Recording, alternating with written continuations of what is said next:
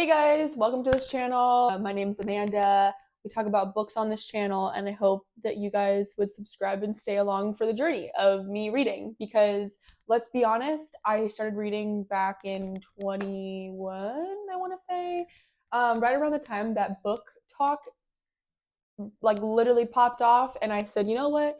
I think it's time for me to pick up a book. Which let me give you a little backstory. Never once have I ever read in my life. I think the only book that I ever actually read in my life, aside from the books that I currently read now, is literally Of Mice and Men, and that was like given to me as a task in school. But aside from that, like me and books, like we never mixed. We literally never mixed. So the fact that I even took off and was reading now and back then, it's a crazy thing. It's a crazy thing, right? Okay. But with all that being said, let's just get right into this video. So clearly by the title, you guys can tell that we're going to be talking about none other than Onyx Storm, and I think all of us book talkers, all of us readers were like so freaking excited for this. I know that I was lucky enough and I read both Fourth Wing and Iron Flame like last year, and so I didn't really have to wait that long. But the thing that's going to be really annoying is when I have to wait for the third book to drop, which I don't know if you guys know this. She's taking a 2 year break. 2 year break. I'm not ready for that. The way that this ended, yeah, I'm not ready for that 2 year break, but I guess we're gonna have to wait anyways. So while we wait, let's yap.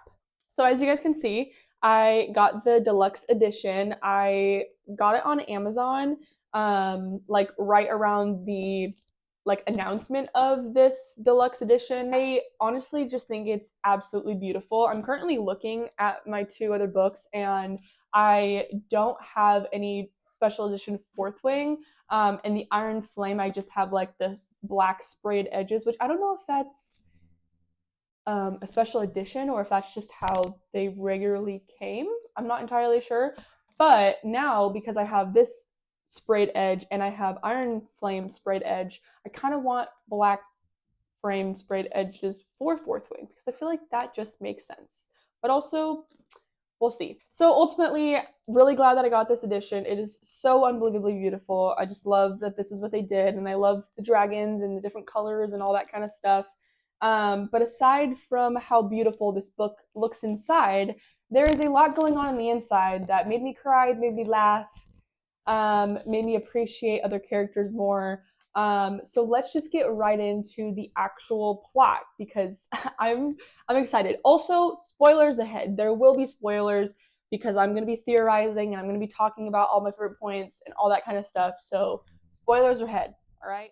First of all, there's something about Xaden that I just absolutely love. Like, you could never make me hate you. You know what I mean? Like, nobody else could make me hate him because I love him. Even after he became Venom in Iron Flame, which, like, what the fuck? Like, I was literally sat. Like, I finished that book in tears, literally in tears. But even him turning Venom, like, you could not make me hate him, literally at all. So I think basically to start off this book, I think that Rebecca Yarros did a really great job at showing that yes, Violet is accepting of him as Venom, and through Violet's point of view, you can really tell that even Xaden is very apprehensive about just life in general. Like, he's very senile, like he's losing himself, his soul is like literally being taken from him. But I think that Rebecca Yarros does a really great job at showing that struggle with Xaden through Violet, and I think that is like absolutely beautiful. Something aside from just him in general is him also, one, literally like reclaiming his throne of being a duke. Like, that fucking threw me to left field. Threw me to left field because that just opens so many doors. I mean, obviously, with how Onyx Storm ends, I'm not entirely sure what's gonna happen. My guess is that Violet is gonna be the Duchess because, like, apparently they got married. like we'll get to that later, but like I am just dumbfounded is like the best way to describe it. But I think it did really good for Zayden to become the Duke because there's a lot of things that happen where he was able to like kind of have some sway in the sense of like the things that he chose and the things that he did. And like for example, when he decided to open up the doors or like open up his gates, he was like, yeah, fuck you. Like this is literally my province. You get the fuck off of it, sort of thing. So I think it was really helpful in that sense. But I also think in the grand scheme of everything, especially with Violet and him getting married, like what the fuck, I think it's gonna be good for just the whole story in general. So yeah, I think that was really great. Obviously, to get to the very end, just a moment of silence, please. Moment of silence. To get to the very end of this book and his POV, I was basically in tears reading his POV because I feel like while you so badly wish for him to do good things, he was like struggling so bad and he's like, but there's people are hurting and I can tell, and like what about Segale? And then like his shadows go rushing and then he hears the I love you and then he's like, oh my god, like wait, I know who that is, even though he like lost himself. I did see a theory somewhere that because when Violet did tell him like I love you and he was like taking a step back, like in some shape or form he still can feel the feeling of love, and so therefore that makes him not completely Venom because Venom cannot comprehend the feeling of love. So I think that's amazing and I hope it sticks. I hope it sticks. Let me just tell ya. But again, I have no idea what the fuck is gonna go on because he literally says, don't find me. What do you mean, don't find me? I would literally kill every Venom I could to find you. Ugh! You know what I mean? Like, if I were her, which I feel like she's about to break fucking loose, break havoc, you know? I think it's gonna happen.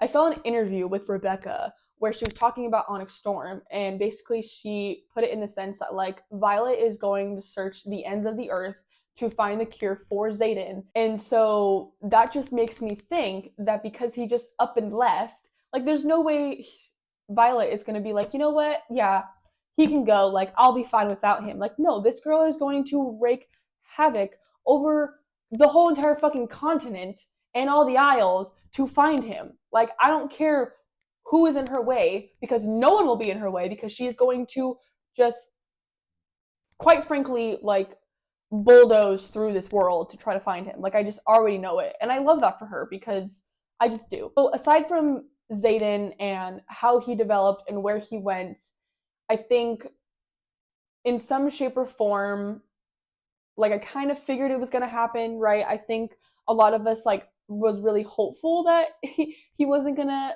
channel from the ground as much as he did, but he did, and then eventually he moved up in the Venom rank or whatever. I'm really hopeful that one way or another we can find him a cure, or somehow, some way he can live as Venom, but like they're not all bad and they all don't have to be this like horrible being or whatever, right? But I don't know. I just like there's a soft spot in Zayden in my heart, and so there's no part of me that will ever hate him, and there's no part of me that will accept the fact that he just is gonna die. But also like you know how it says like transcribed by Yesenia, I think they're all gonna die. But also, really, who freaking knows? Who really freaking knows, right? But I don't know. Let's just hope for the best, is really all that we can get to, right? But as for our girl Violet, I think I really, not that I never liked Violet because I obviously we love her, like she's the main character, but I think I just have a better appreciation of Violet this book because I really feel like she really is honing in to who she is, what she wants, how she's going to get there, the people that she wants around her. I just feel like with Onyx Storm, she really had to like kind of say fuck everybody else and do what was right for her, and I think it was so great and I love it so much, and I just like loved her growth in this book, and I love that she was able to get more answers. No, like she did not get answers for Andarna, like they still went and they did still find the iridescence, the irida, I don't know, I'm not gonna say iridescence, but you know she still found the iridescence and stuff, and so I feel like in the grand scheme of things, like especially like getting her dad's journals and like reading those and like all that kind of stuff. Like I really do think that it was a really good growing period for her. And I think having her dad back, even if it was through the journals, was very, very, very good for her character and her character development growth. So I'm really excited to see like what's gonna happen to Violet in the next two books, and ultimately like exactly what the hell is gonna happen, right? Because at the end of Onyx Storm, she's married.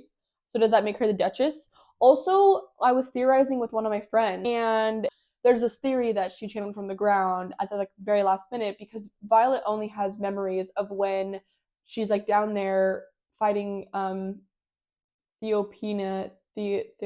I can never say her name. I'm gonna put it right here, but like we all know who she is.